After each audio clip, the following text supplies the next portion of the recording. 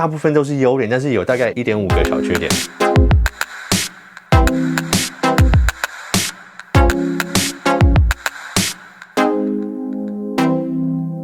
大家好，我是苹果爹。那我们今天的影片就要来讲我使用 iPhone 12 Pro Max 1周之后的感想，然后跟大家分享一下这个是不是一只值得升级的手机。那我这边会讲到我喜欢不喜欢啊，一些优点、缺点啊，相机啊、续航力这些评测，大致上都会从我整体使用感上面去跟大家分享。那如果你喜欢这类影片的话，就记得订阅频道，按下小铃铛，然后按赞跟分享。平常一些比较小的更新，一些可能有些新功能这些东西，那我也会在我的 IG 上面贴，所以也记得去 follow。OK， 好，那我们就开始吧。那首先我们就先来讲这个尺寸了，它真的是大，真的就是很大。那我先前用的那台是11 Pro Max， 也是先前最大的一只 iPhone。那这一次又比先前还要大了。那如果你真的去测量上面，它可能就是比先前大约大概宽一点点，长一点点，然后厚度其实才薄了一点。可是抓在手上，它就是很有感，比较大的手机。那重量上面跟先前11 Pro Max 是一样的。整体手感上面的习惯，我大约花了3天左右。那前几天我刚好要去整理我的11 Pro Max 的资料出来的时候，发现11 Pro Max 怎么那么小？这真是蛮有趣的一个感觉齁。可是这次大其实算是大的有道理啊，因为它也是萤幕真的有增大。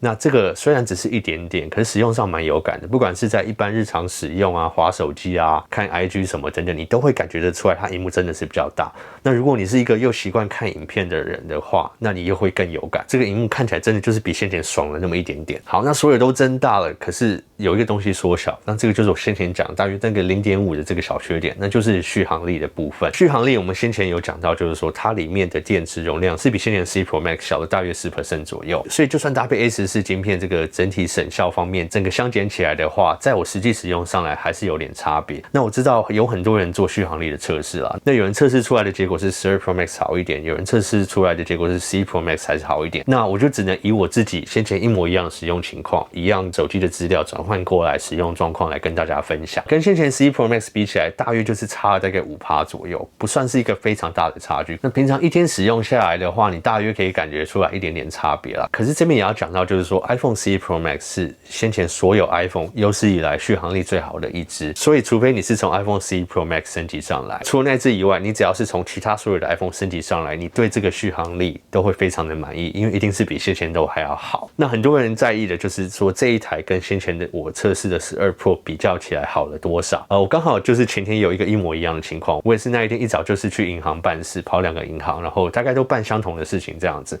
那我那一天从银行走出来的时间也是12点半。所以刚好跟那一天测试12 Pro Max 是一样的。那当然可能中间接到的讯息还有使用的状况会有一点差别啦。可是那一天12 Pro Max 做完这些事情，12点半出来之后，我的电池容量是剩下 54%。那这一次用12 Pro Max 呢，也是差不多12点半，大概多了4分钟，走出来之后，我的电池容量是剩下 74%， 所以大概多了 20% 左右。日常使用下来的话，我也感觉出来它续航力大约就是多了20%，我觉得大概就是在15到20几% 之间这样子。但应该很少人是会从12 Pro 升级到12 Pro Max 的，所以就像我先前讲的，先前任何其他机种，除了11 Pro Max 之外，对你而言都会是一个续航力很有感的升级，除非你要用 5G。好，那我们再来就讲相机。我上次开箱影片的基本比较就是11 Pro Max、12 Pro 还有12 Pro Max。那这支影片我就比较多针对在于12 Pro 跟12 Pro Max 之间的比较。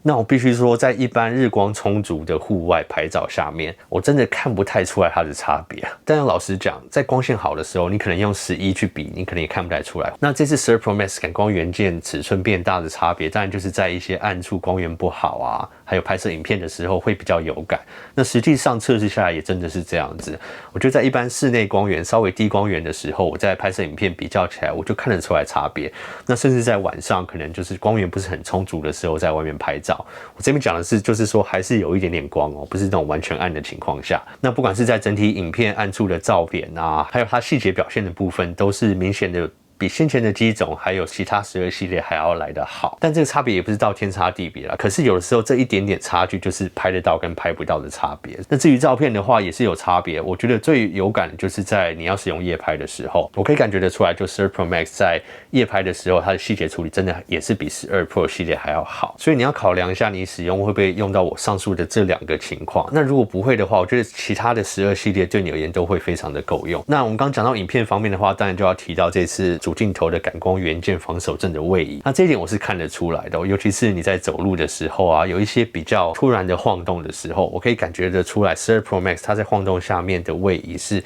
一个比较平顺的方式，因为它毕竟感光元件会跟着去动。可是我也必须要讲到，先前 iPhone 的防手震就是非常的强，甚至是先前的11系列我都觉得它防手震已经非常强了。那12 Pro 当然就是比先前再高了一点点。那在什么情况下我觉得你用12 Pro Max 会比较有感？就是以我个人来讲啦，我可能就是说家里可能有小孩在跑的时候，你要追着他，或是可能要跟着他走的时候，我觉得在这种情况下有一些些微的小晃动，它就会变得顺畅比较多。在我自己看来的话，我会蛮希望就是说我当初几年前我小孩还小的时候，手机上面的影片防手震有到这种效果，因为这样以前很多珍贵记忆的片段，它整个效果呈现出来会更好。所以这个时候就是有时候你要不要花这一点钱去买一个更好的东西，其实就是为了记录当下这个珍贵的片段。好，那再我们讲到望远镜头，这次12 Pro Max 跟其他12系列的差别就是说，它的望远镜头焦段从2倍增到2.5倍，那它的光圈从 2.0 缩到 2.2。那我们先讲光圈这个部分，我真的看不出来差别，就是在平常任何情况，不管拍摄照片、影片的状况下，我真的感觉不出来这个缩 0.2 的光圈在一些拍照的体验感上面有什么差别，我感觉不出来。那至于我先前有讲到说，在光源不好的时候，如果你要用这个 2.5 倍焦段去拍摄的话， iPhone 内建的相机 App 它基本上会强制切换到变成主镜头再去裁切，所以这样的话其实更感觉不出来了，因为它根本在光源不好的时候也不会用到这颗长焦镜头。但是这个多出来的 0.5 倍的焦段对我而言就意外的非常有感，因为常在我一些状况，我可能在要切换到长焦镜头的时候，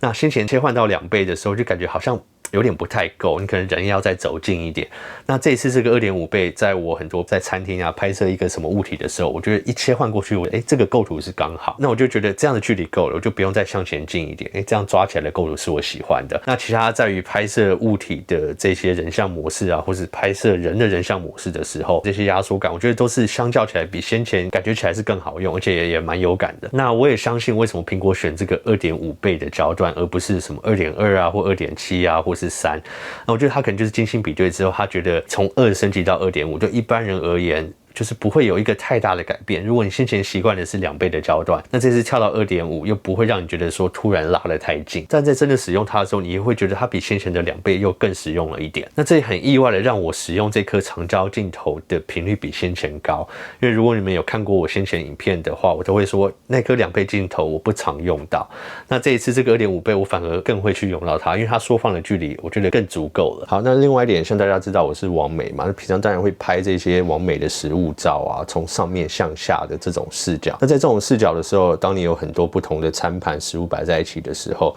那这个更长焦的镜头在这种垂直向下拍的时候，它其实在旁边的周边的物品的话，它更不容易去变形，所以这个对我而言真的也是在更实用了一点。那我在评测之前，我只以为这颗镜头会是我轻轻带过的一颗镜头啦，那我也很意外的就是说，我使用下来我真的非常喜欢。所以或许对很多爱拍照啊、爱玩摄影的这些 iPhone 用户来讲，我觉得你可以尝试看看升级到这次的12 Pro Max， 然后试试看这个新的焦段，那或许你也会爱上它。那如果要评论这一次 iPhone 12 Pro Max 整体的相机表现下来，我觉得我们就先不要去管苹果给的数据，在发表会上怎么去吹捧它，在网站上怎么讲它，什么感光元件更好什么等等，这些我们都先不要去管。我就是以我自己使用下来的感觉跟大家分享的话，我觉得我对这一次的相机表现让我更能信任。那每一颗镜头的进步，还有它在一些暗处，不管是拍摄照片，那甚至是超广角可以夜拍，或者是在光源不太好的时候拍摄影片，我觉得这些种种情况加起来的话，让我更信任这一次的相机。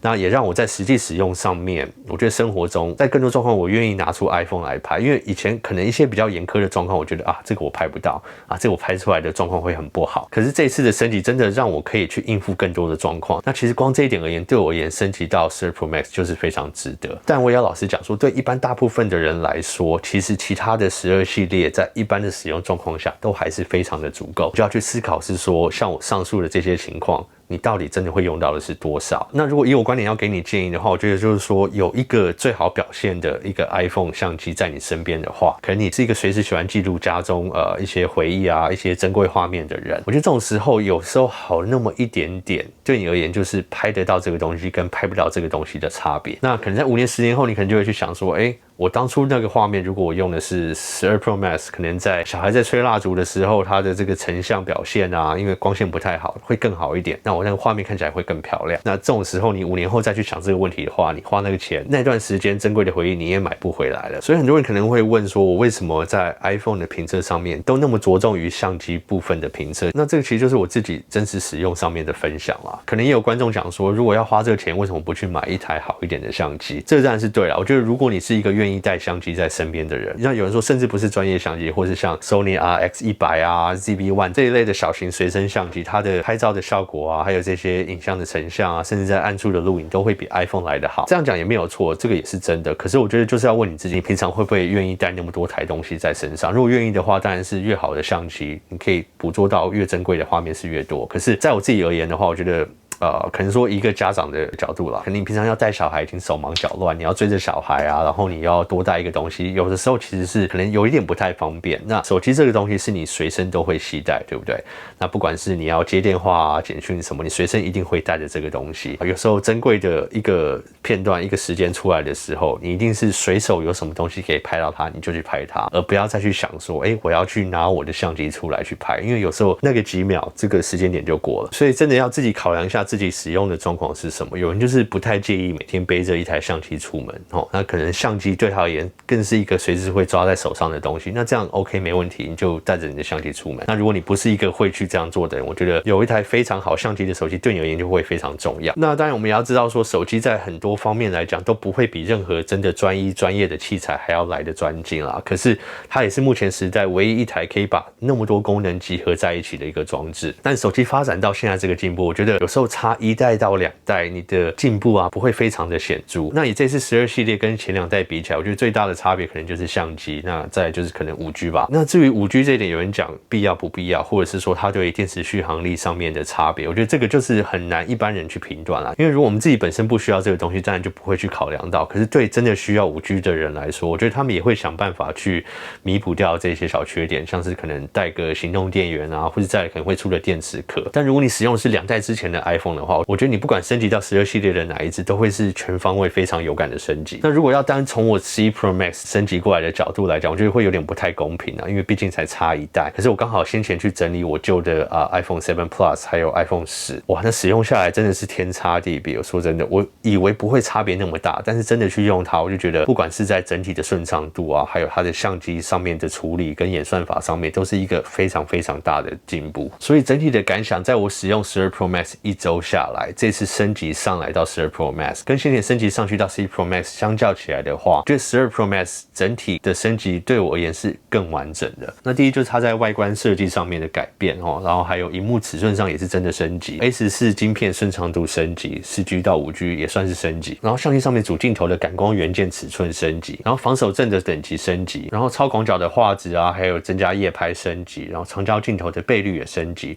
前置镜头增加夜拍这也是升级。那还有感光元件啊 ，A14 晶片啊，演算法的加持，那这次不管是在整体拍摄成效上，还有摄影上面也真的是一个大大的升级，所以整体使用下来，我真的是还蛮开心的。那这一点我为什么觉得有点意外呢？因为这次的 iPhone 12系列是分批上市的，那先前12 Pro 已经先上市了，我已经先用了一阵子，所以我会以为这一次使用评测到12 Pro Max， 很多新鲜感已经被剥夺掉了，因为毕竟很多升级先前在12 Pro 就体验到了，可是这次升级到12 Pro Max， 真的是还觉得蛮有感的哦，甚至跟先前12 Pro 比较起来，那我觉得当然要归功于这次的相机了。那最后给大家的建议的话，就是如果你很在意我上述讲的几点，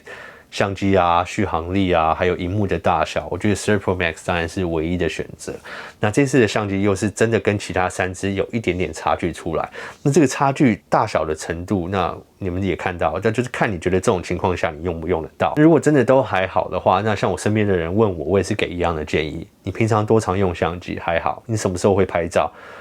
大概有需要的时候才拍，也没有常常在拍。那续航力呢？你先前用的不管7、8、10啊、10S， 你对它续航力有什么不满意吗？没有，好像也还好。那在这种情况下，我觉得升级到12，对大部分的人而言就算是够了啦。但这样也不是说升级到12 Pro Max 不值得啦，就是看每个人的价值观在这些功能上面哪一点对你最重要。所以啦，这边就是给大家一点我自己使用的体验，那也不是跟大家说一定要买哪一支因为我觉得每个人都可以自己去思考自己的使用状况，然后再想想哪一支比较适合你。好，那再来我可能会再做一个比较长期的评测，就是看大家希不希望看到，或是有没有必要看这一类的评测。那至于平常中间的一些小更新啊，这一类使用的感想，我会在我的 IG 分享，所以也记得去 follow 我的 IG。好，那如果你喜欢这类影片的话，我再来要评测的就是 iPhone 12 mini。那也记得订阅我的频道，按下小铃铛，然后按赞跟分享。那我是苹果爹，我们下次影片见喽，拜。